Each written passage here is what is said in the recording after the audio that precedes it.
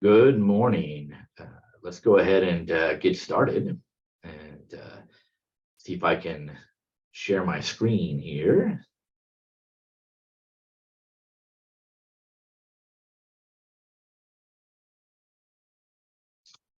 Here we are. Let's get the PowerPoint up for today. So today we're talking about chapter 10 of your textbook. And this book right here, Problems from Philosophy, chapter 10, and our knowledge of the world around us. And some of what I'm going to say comes right out of the chapter, particularly section 10.5, direct versus indirect realism. And that's on page 120 if you have the edition that we were assigned for the course. If you have a different edition, you'll find the same section discusses it. So, all right. We'll get there eventually. I'll tell you exactly what direct and indirect realism is. But last time we talked about Socrates, and we're jumping a bit ahead here. You can see here very loosely as a way of categorizing the major periods of Western philosophies. So you have ancient philosophy. You can kind of roughly say that's from 500 BC or BCE to 500 CE, about 1,000 years. That's basically the philosophy, if we're talking Western philosophy of Greece and Rome. And we've already met Socrates. Plato, of course, is the guy who wrote about him, and we'll have more to say about Plato as we move forward. Aristotle was Plato's student. He'll pop up later. Epicurus, we'll meet at the end of the semester real briefly. Then after that, you could talk about medieval or Renaissance philosophy, which is about 500 to 1600, which includes Judaism, Christianity, and Islam, because the great thinkers of the period were Jewish, Christian, and Muslim by faith, and that was very important to them. And it's defined by philosophy negotiating with a lot of their religious beliefs. And so two classic examples of that in the Western tradition are St. Augustine and St. Thomas Aquinas, two Christian or Catholic philosophers. And then you have modern philosophy, which doesn't mean now, doesn't mean contemporary. We have different names for that. Modern means about 1600 to 1800, and there are a bunch of names there. Descartes, Hume, Locke, Spinoza, Leibniz, Berkeley, and Kant. We're going to talk about Descartes today. Some of those other names will pop up as we go on, but none in great detail. But mostly about Descartes today. Modern philosophy is basically a period in history called the Enlightenment, where we develop what we now think of as science, modern science. And so it's when science as we now know it was being developed, and philosophers are responding to that. These periods they're kind of loose kind of definers we just use to classify. And so it's a good way of thinking about that. So we're going to jump from Socrates in the ancient world to Descartes in the modern period. And so René Descartes is considered the father of modern philosophy. And you can see there's a nice little image of him there. And Descartes is considered the father of modern philosophy because he's the first one in this period to say, we've got this new science and we should do philosophy differently. And here's an attempt to do that. And or at least he's the first to say that and have it stick, right? To start a movement where others followed suit. And so that's what he did there. Descartes was born on March 31st, 1596 in a little village in France that is now named after him. It's now called Descartes. Le Haye Descartes. It was called Le Haye when he was born there. Was educated at the finest schools in Europe. He was left without parents at a fairly early age, but left substantial income. And so he was self-sufficient. His life is quite interesting, but we're not going to go into it. A little bit off topic. For our purposes here, he wrote the Meditations in 1641. And the Meditations were very important in the history of philosophy then and now. And the arguments we're going to look at come from this work, the Meditations. It is mentioned in your chapter 10, and it is well worth really taking some time to look at. And Descartes died on February 11th, 1650 of pneumonia. And unfortunately, a little bit, even for his day, a little bit of a premature death or an early death. He was 53, didn't quite make it to 54. And in his day, you could expect even in his circumstances to live a little longer than that. So he died unfortunately a little young. But he was a major and important thinker. He made contributions to science, contributions to mathematics, the Cartesian coordinate system, if you remember, and most importantly, contributions to philosophy. So let's just kind of jump into that. I will have a side note. He was also apparently an excellent swordsman and just fantastic with the sword. But if you're interested in Descartes' biography, interesting life, look him up. Google Rene Descartes, and you'll find some interesting things. Descartes was, above all else, interested with what chapter 10 of your book is interested in, what is called theory of knowledge. And the fancy term for theory of knowledge is epistemology. Epistemology. So epistemology just means theory of knowledge, and it is concerned with a couple of questions. How do we know anything at all? And here the contrast is between knowing something and just believing it to be the case. We all believe lots of things. Some of what we believe is true and some isn't. But how do we know what we believe is true, right? How do we know which of our beliefs are actually true? What's the difference between believing something and actually knowing it? And what does it mean to know something rather than just believe it? That's theory of knowledge. It's been around for a long time. I mean, Socrates was talking about it, and it's even older than him. But Descartes pays very special importance to it, and he's very, very concerned with it. And that's why he's mentioned so much in chapter 10 of your book, because he gave philosophy a turn. It had not been as fundamentally concerned with this question for many centuries as it became after Descartes. It became a major object of concern in Descartes' day. So let's play with this idea, epistemology. All right, so let's continue. Why was he so concerned with that question? Can I know anything? And what does it mean to know something? Well, there are some background to Descartes' day that we've got to know about. For many centuries in Europe, in Christian Europe, you had one religion, the Catholic Church, and you had a scientific view of the world that was based in Aristotle and in the ancient Greek astronomer Ptolemy. You don't have to worry about Ptolemy's name, but the idea was that the Earth was at the center of the universe. They knew it was round, but they thought it was at the center of the universe, and the sun and all the other planets revolved around the Earth. Well, of course, when Descartes was a young man, actually a teenager, Galileo had demonstrated that that wasn't the case. He wasn't the first person to think of this. Copernicus was in the modern period. Even Copernicus wasn't the first to think of it, but Copernicus had written it as a hypothesis in 1453. Galileo had proved it through observations in a telescope that the Earth was not the center, that in fact the Earth went around the sun along with the other planets in our solar system. And this changed what we thought we knew about the cosmos. And it was a big shock for a lot of people, including the young Descartes.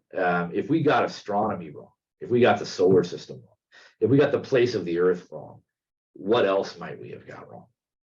There was also, before that, in the early 16th century, so the very early 1500s, 1520s, 30s especially, the Protestant Reformation with Luther and Calvin and others, where different Christian groups broke away from the Catholic Church and said the way the Catholic Church has done Christianity isn't right, and set up all these different groups. Now there's all kinds of different ways to be Christian. And there's even a century of religious warfare over this. In Descartes' youth, there was still religious warfare over who had the right version of Christianity. They also discovered new lands. Marco Polo had gone to China. The Columbus and others had come to the New World and met all these indigenous peoples all over the place. And their view of the world had expanded. There were things they never knew that suddenly they were confronted with. And it made an atmosphere of a lot of uncertainty. We didn't know these other places existed, these other peoples existed. Now nobody's quite sure what the true religion is. We didn't quite understand science and gravity and the cosmos. Everything we knew could have been wrong. So what do we even know?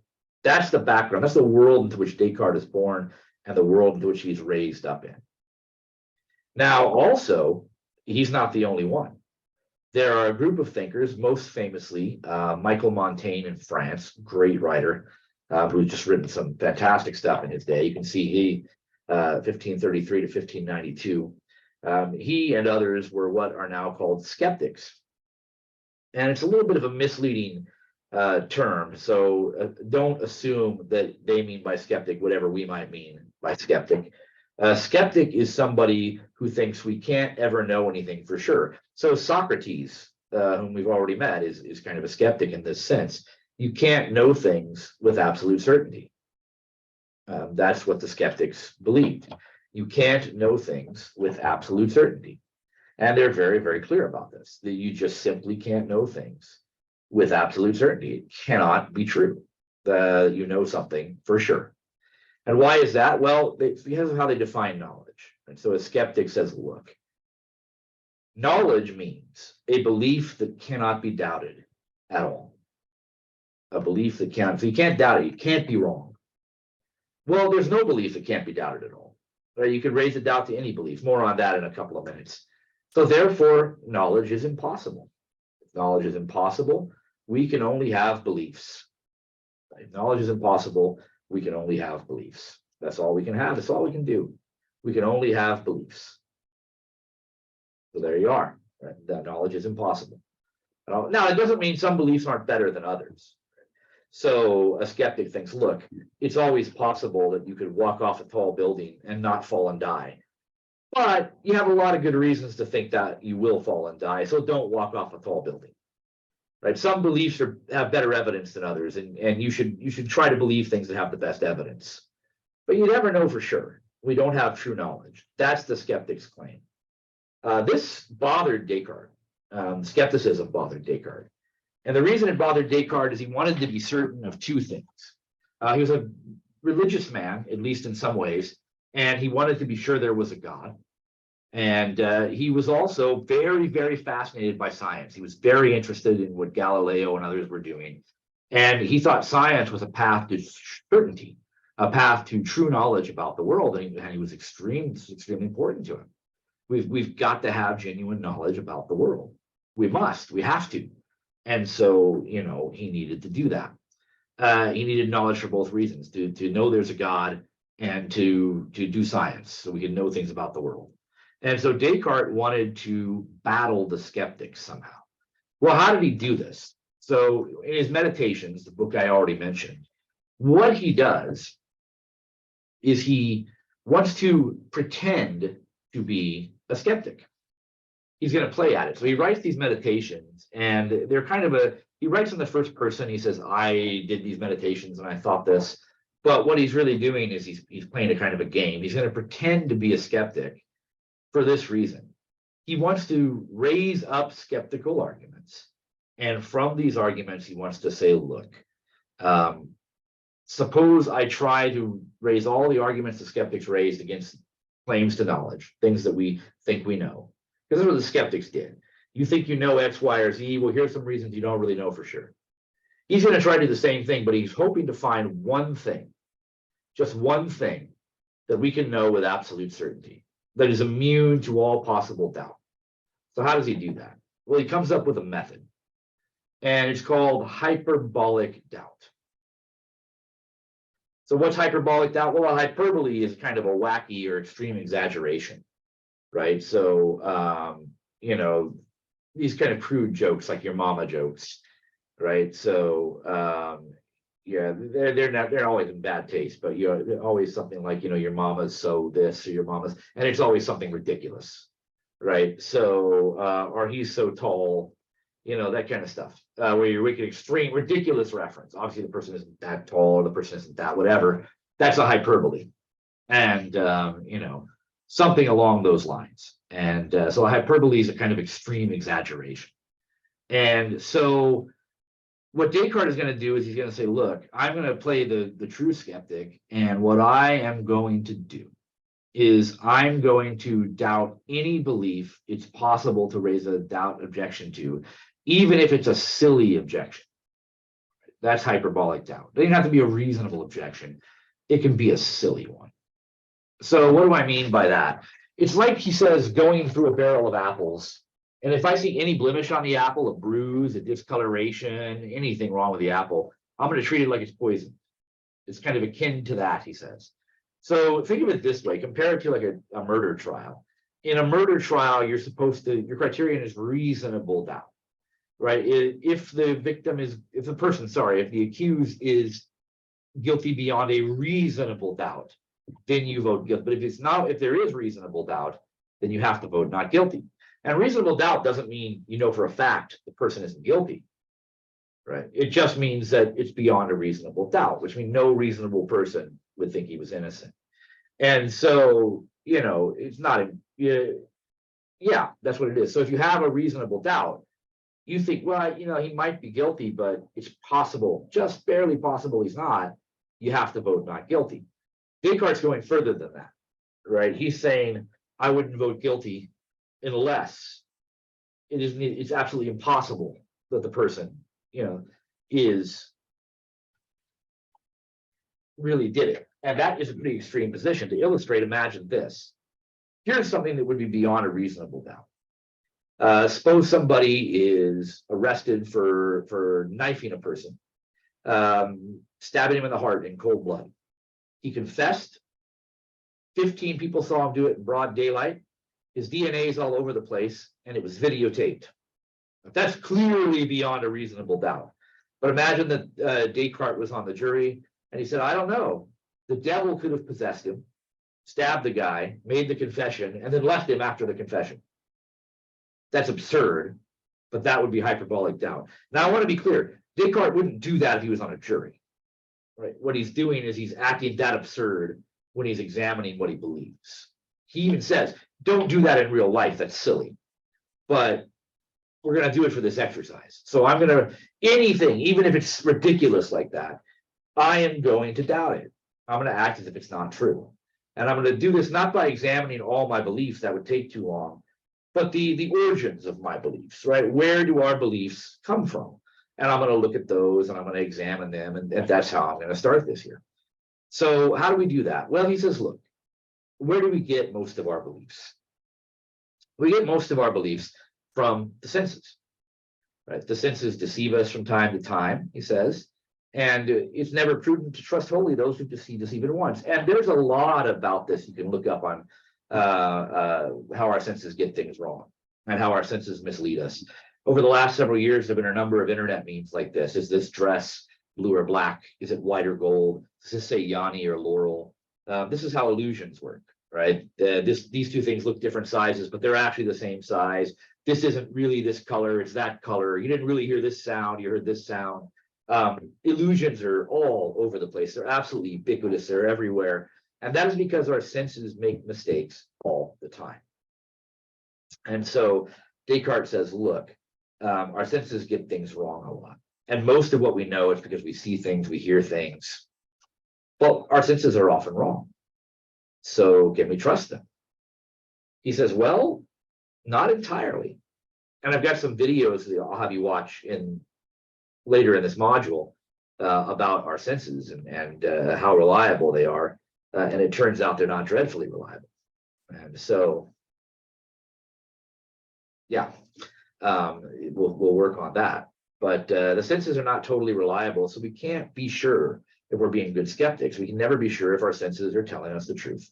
Is what I see, what I hear, what seems to be in front of me, really what's going on? I can't be guaranteed that by my senses. My memory is even worse.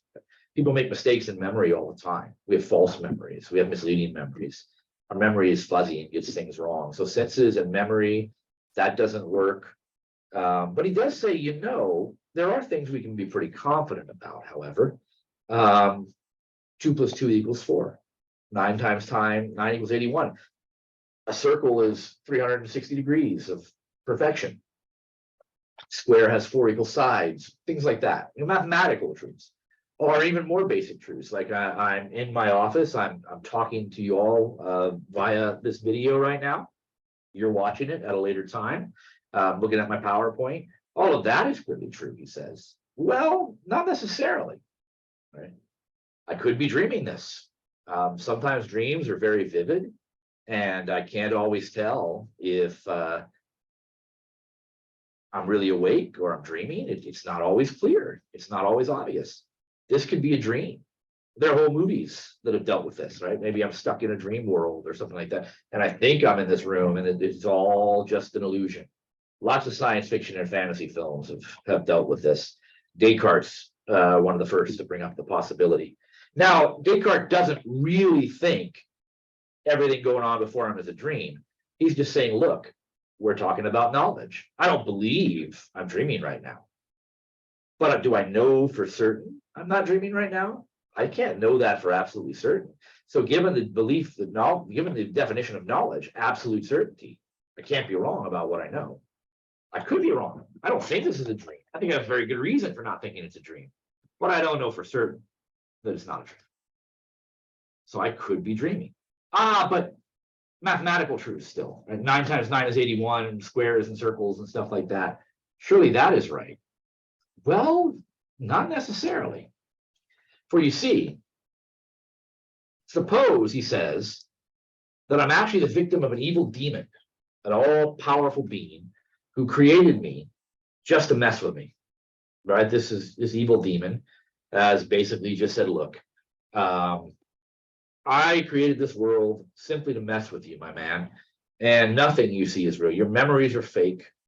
All your beliefs are wrong. 9 times 9 doesn't really even equal 81. I just make you think that. And he said, this is a real interesting thing. How would you know that's not true? Can you prove that's not true? Can you know for certain that that's not true? Apparently not. Now, if this is a little confusing, evil demons, this sounds wacky. Here's the modern version. Philosophers have usually updated Descartes to say this, and it's in your book, right?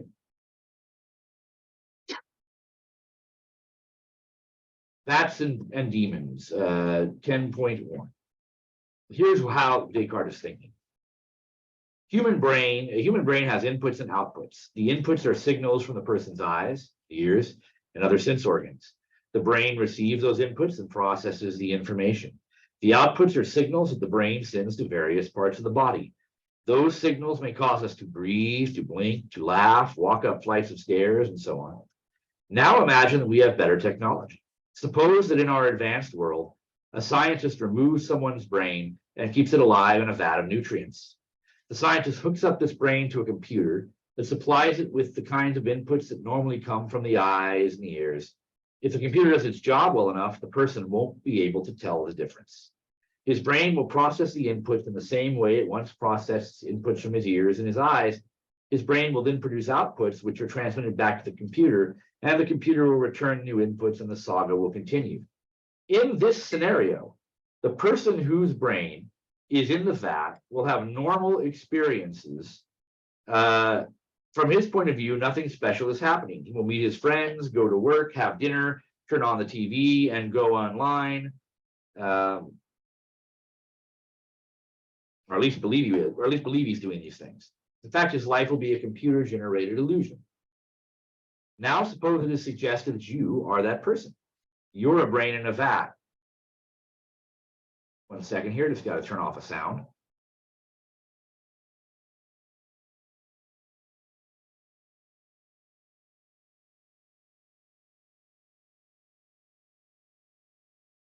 Now, suppose it's suggested that you are that person. You are a brain in a vat, and your life is only an illusion. You may think you are reading a chapter in a book right now, but in fact, the computer is only creating the illusion that you are.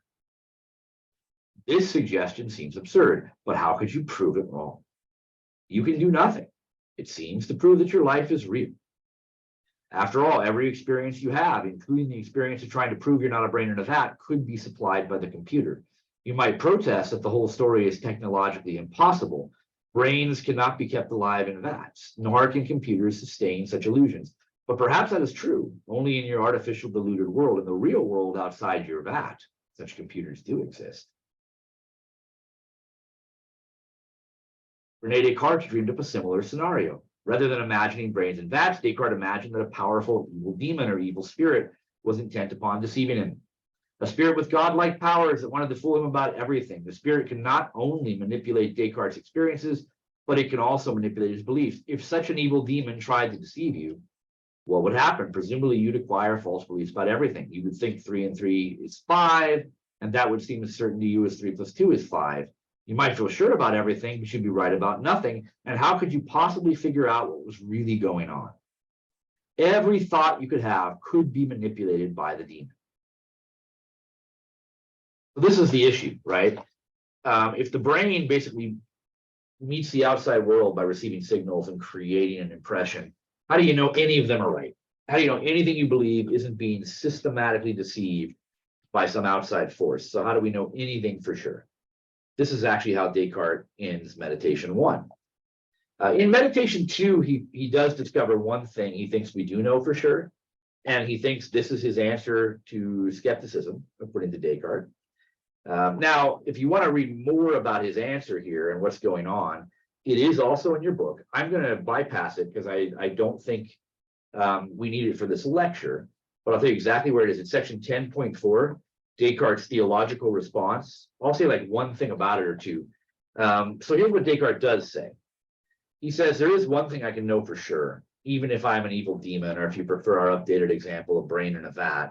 He says, look, I do know that I exist, and that I can be absolutely certain about. Not only that I exist, but I am a thing. I'm an entity. I'm an individual. This individual, I exist.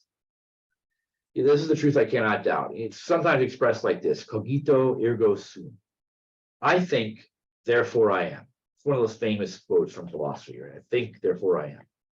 And cogito ergo sum is the Latin. And what it's not a proof, it's not an argument, it's just a realization. So he says in meditation 2, if nothing I think is true, none of it might be true. Could it be even that I don't exist? Well, no, of course I exist, because here I am asking the question. I'm immediately aware of my own existence, not only my own existence, but my own existence as this individual. I know that I exist as me. I'm aware of that. So there's one thing I know for sure. I exist, and I'm here thinking about things. I don't know if any of my thoughts are true, but I know I'm here thinking. Can I get anywhere from that? Well, Descartes thinks that I can. Now, again, it's in 10.4 of your book. Descartes thinks he can look at all the thoughts in his head, find one very special thought. That's about God. And he thinks he can prove from his own existence that God exists. We'll actually look at that argument in a later module when we talk about God. So that's why I'm not talking about it now. We'll talk about it later. And he thinks from getting God's existence, he can prove other things exist. That's a long story. It's in, you can read it. It's in 10.4 of your book. You can get the whole argument. But there it is. But that's Descartes' claim. Almost nobody has agreed with him. Not that they disagree about the existence of God, but they don't agree with his argument. Right? People don't think his particular argument for God's existence works. We'll see. We'll look at it in a later chapter, or later module, I mean, later chapter 2. But we'll look at it. We'll see. And so that's what we'll do. But for now, he says, there's one thing I know for sure. I exist, and I'm thinking about things. Not only do I exist, but I am a particular, organized, unified individual. Let's leave Descartes for there and look at some other positions, right?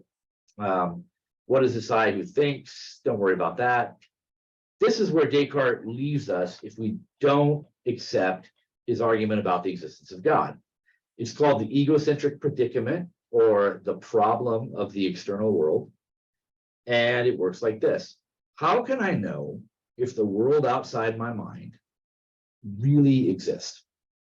How can I know this? How can I know if the world outside my mind really exists? How? All I ever can know is what my mind perceives, not what really exists. In other words, and there's an interesting section in your chapter 2, vision in the brain.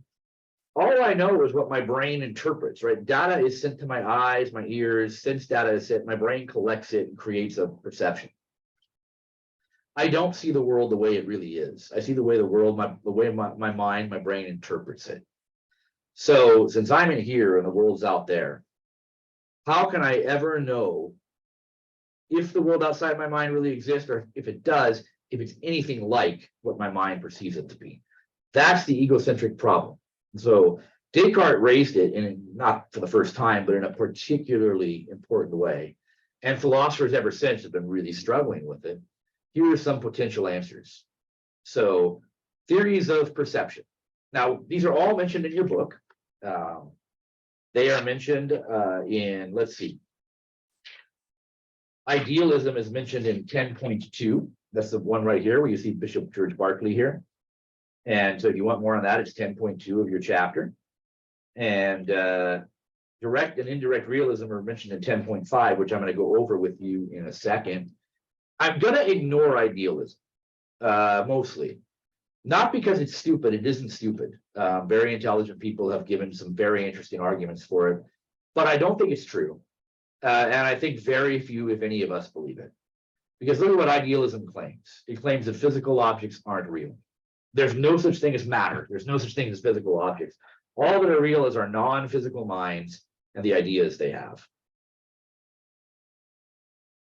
There's an argument for that. You can read it in your book, but I'm going to bypass it for now. Berkeley is one of those who raised this question, right? If a tree falls in the forest and no one is there to hear it, does it make a sound? The answer is no for Berkeley, because to be is to be perceived, right? Reality, to exist at all, you have to be perceived by some mind. Long story.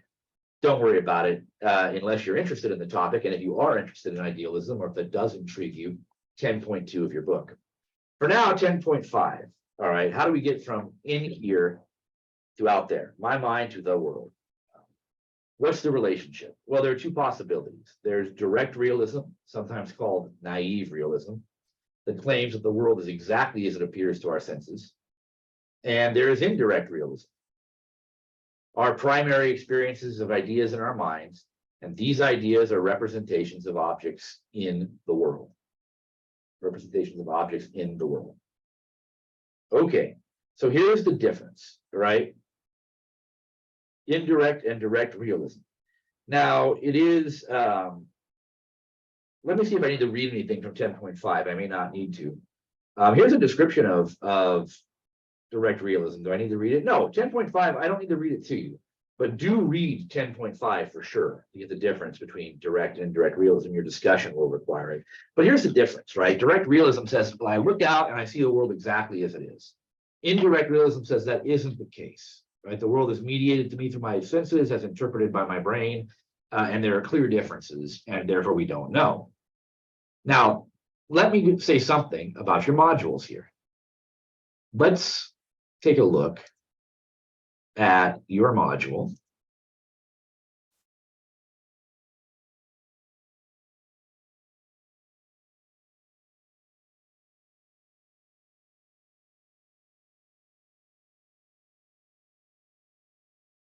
This one right here, what can we know?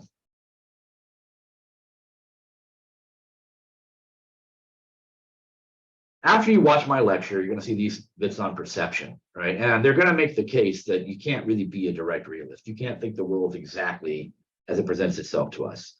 Two talks, one called Reality is a Hallucination. This talk will help you to understand indirect realism, right? And then one on optical illusions and how we see the world. And this talk will bring up how easy we can be taken in by illusions and why perception and reality are not the same thing. Do watch those both. Right? And then after that, you'll get to your discussion and take a look at your discussion. And what do we know? Given everything you have read and watched, is knowledge possible? That is, can we really know anything? Or is it all just belief? To answer the question, please do the following. And there you are. Right? Got a little typo there. Let's fix that. Right. Double click that word. All right. So let's save that. So hopefully this is nice and clear, and the extra videos make it clear as well. That's all I need to say about Descartes, knowledge, and perception. So that will do it for today. And I will see you next time. Everybody have a good week.